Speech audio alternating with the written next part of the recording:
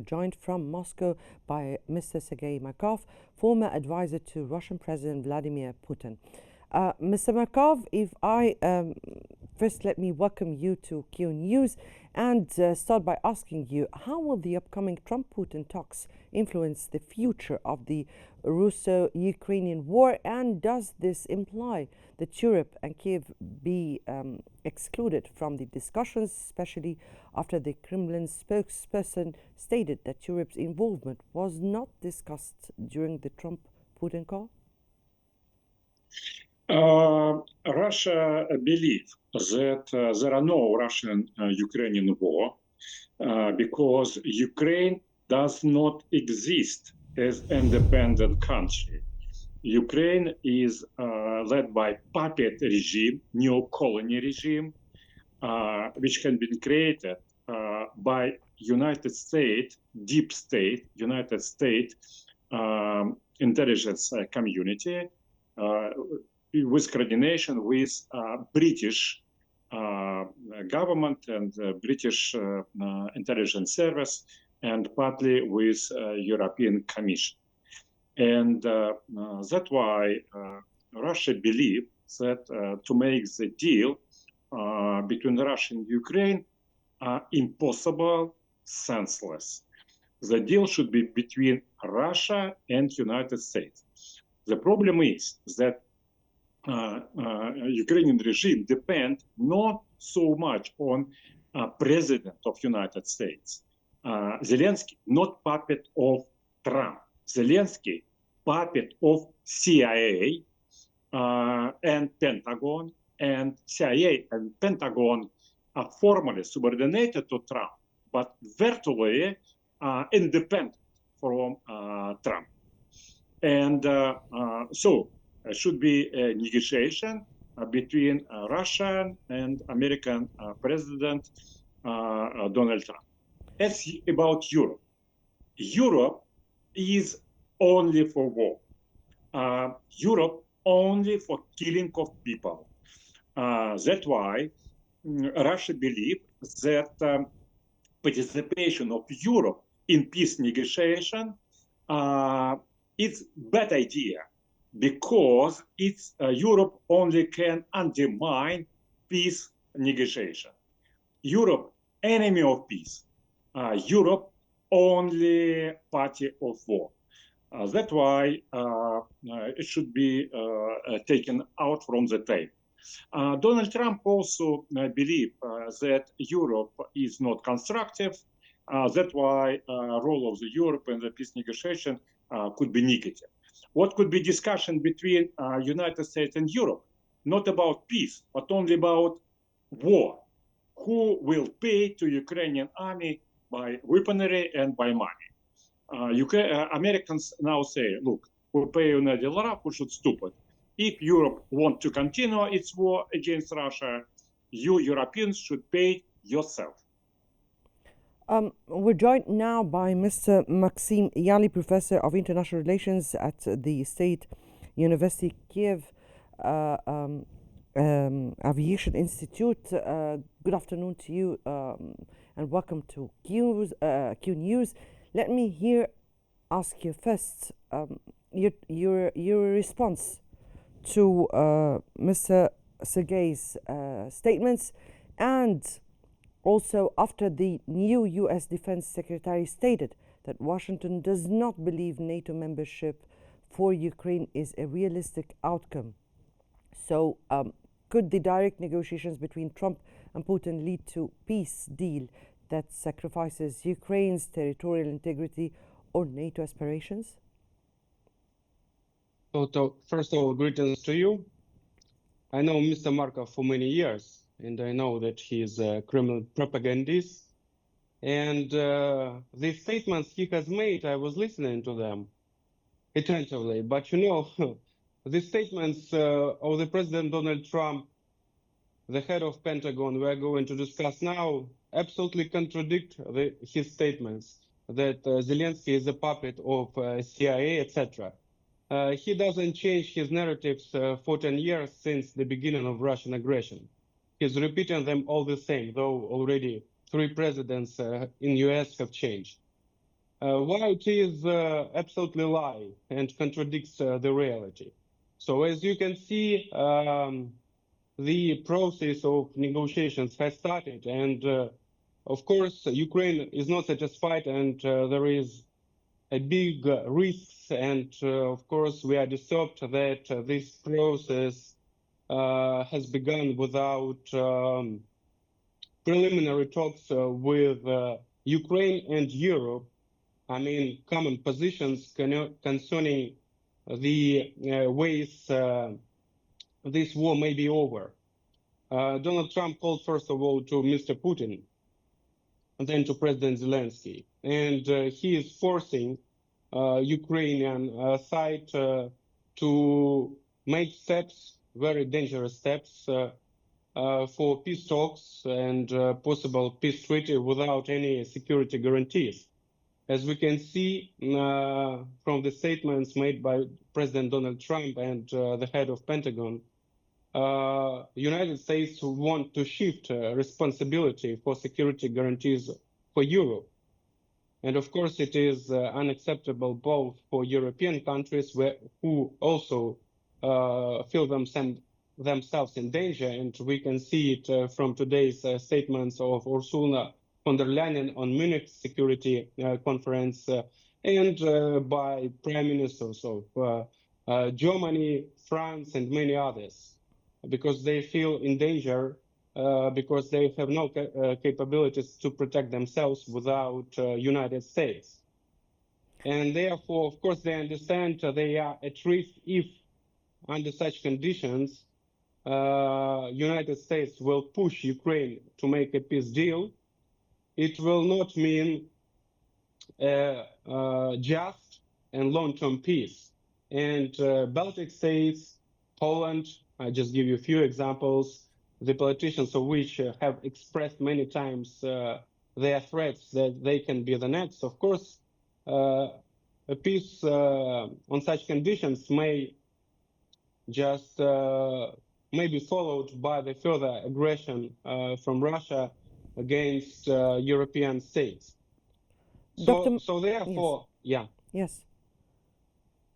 Yes. So Continue. therefore, so therefore, of course, we hope that it's just the usual tactics of Donald Trump Right. to ask for, I would say, unrealistic conditions, and then, like as he used to make deals, to meet both ends, meet in the center.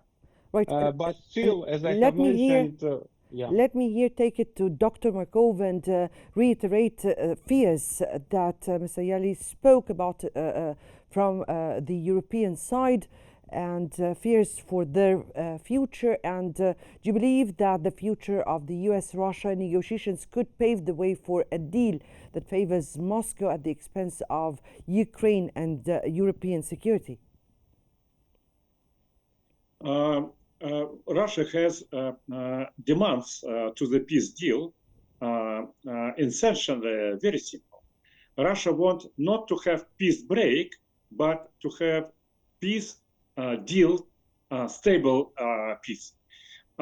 It means that Russia already signed Minsk I agreement and Minsk II agreement, and these agreements have been used by Western countries and Ukrainian regime just for the disarmament and for militarization of Ukraine and for the political repressions inside Ukraine against those who was support friendship between Ukraine and Russia. So Russia don't want to repeat same mistake which Russia already made with Minsk agreements.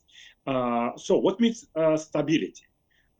Stability means meaning that first of all the regime should be changed, and the changing of regime meaning that Russian language, which is language, native language for the 70% of Ukrainian population, should get official status. All prohibition of bans of Russian language should be get out, and Russian language should get status of the second official language of the Ukraine. Then all political repression against Orthodox Church should be stopped. Also, all terroristic groups should be disarmed and prohibited. And many terroristic groups based on the Azov neo-Nazi battalion. Now it is already two huge corps. And the fact that Azov is neo-Nazi group have been recognized by Congress of United States of America. But And, Dr. Markov, here you did not answer or address what Dr. Yali spoke of European fears and what. No. Yeah. It's just lie, frankly speaking. It's not European fear. It's just lie of European leaders because European leaders want to continue aggression against Russia, as some of the European countries want to take some territory of Russia. It's how we regard. No any threat from European. Look, it's very simple. Donald Trump demanded European countries to increase military spending. You know this? This is one of the points for discussion. But European countries, many years, deny increasing of military spending. And sometimes they're talking about threat from Russia. Of course, they are lying. They understand that Russia is a peaceful country. They know it very well for themselves. They understand that there are no plans of Russian aggression against European countries. That's why European countries does not want to increase military spending as Donald Trump demanded for them. It's very simple. Everybody can understand this. Right. Donald Trump says them increase military spending. They say, no, we don't. We will not increase military spending. Dr. Yali, what do you have for that or those statements? And in your opinion, given President Zelensky's insistence that Ukraine will not accept a deal brokered solely but by Washington and Moscow, how can Ukraine ensure its interests or ensure fair negotiations? And definitely first your take on Dr. Markov's statements, of course. Okay, yeah, sure. I'll start from commenting Mr. Markov's statements and show how Russian propaganda works. It's very obvious. So, number one, I'm a Russian-speaking Ukrainian. Nobody forbids me to speak Russian. Of course, I know Ukrainian, I know Greek, speaking English, etc. So it's completely not true. It's not forbidden to speak Ukraine. I come from occupied Mariupol, totally destroyed by Russian troops. My relative friends are killed, and my city, native city, is completely ruined, and I cannot get back there. Of course, I will be arrested at least. So that's and he's saying that Russia is a peaceful country. We are living in the era of internet, and everybody can see Google how Mariupol looked before Russian invasion and how he looks now, and after that, and how many thousands of civilians were killed there. It was Russian-speaking city. Just all the territories occupied by Russia and totally destroyed are Russian-speaking, and they are killing Russian-speaking people who sympathize with Russia, who didn't expect this aggression, etc., etc. Then what is according? As for Europe, I'm just answering Mr. Markov, who doesn't follow the news. Just the quotations you may check. Yes, the statement Mr. for Dr. Yali, for increasing. No, you asked me. I'm just answering step by step. Please. So, no, I was just going. Mr. Markov mentioned that European countries did not want and didn't raise their military expenditures. The quotation of Ursula von der Leyen's just speech in Munich conference. Before that, before full-scale invasion, the expenditures of European Union military expenditures were about $200 billion. For these 3 years, they raised up to $320 billion. And she has mentioned that it is definitely not enough due to the risks to the security coming from Russia. And she asked for European leaders to increase expenditures, military expenditures. Now, if I may ask you here, then what could be the alternative, according to Mr. Zelensky's point of view, or how he viewed the negotiations from this point of view? What alternatives? Well, alternatives, and the common position of European leaders and of Ukraine that Europe should take place in these negotiations, and the voice of Ukraine should be heard. And of course, as I have mentioned, we are ready for compromises. Of course, we are not ready to admit occupied territories as Russians, of course. And for President Zelensky, it will mean political death. But at the same time, we are ready, and we also do not want to freeze the conflict just as it was done in 2015 in Minsk agreements, Mr. Markov has mentioned, but he hasn't mentioned that Russia hasn't realized point number one, ceasefire.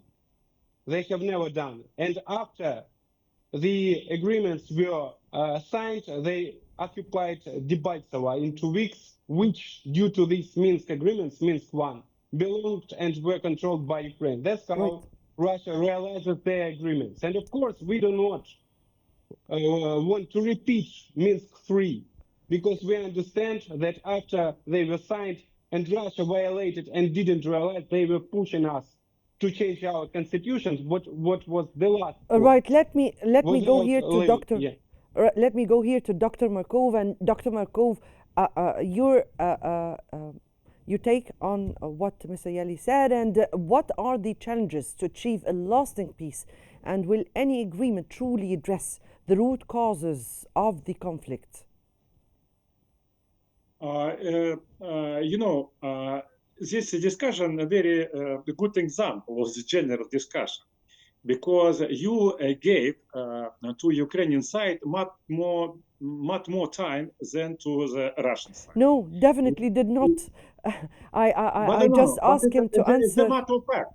It's because he's very aggressive. You give him more time because he's very aggressive. I understand. Yet you wanted to stop him, but was not able to stop him. No. It's one. Second, what we believe that Ukraine should not, in fact, take part in the negotiation. They can take part on the final stage, but not in negotiation, because they directly lie. For example, very good example of Russian language. Everybody knows that there are thousands of laws prohibiting Russian language, including direct prohibition using Russian language in the universities, in media in Ukraine, even in kindergarten now, and of course in schools. Everybody knows, but Ukrainian side usually just simply lie. And you give them auditories as another Western resources. So no reason to to invite such kind of partner to a negotiation. They will be very irresponsible and will have negative approach. If you talk about peace deal specific, as I can repeat, the most important is that a change of Ukrainian regime. Western side even don't want to recognize that Western country killed Ukrainian democracy in 2014 by organizing the coup and overthrowing of last democratically elected Ukrainian president Viktor Yanukovych and imposing repressive regime. But this repressive regime is the key point.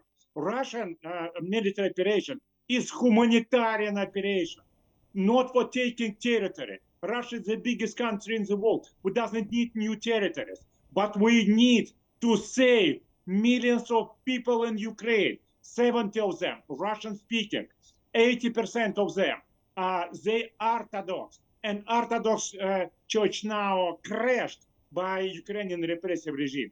Russian language is prohibited. Can you imagine what if we are talking, for example, to people in Arabic countries? Can you imagine that in Arabic countries it will be prohibited Arabic language?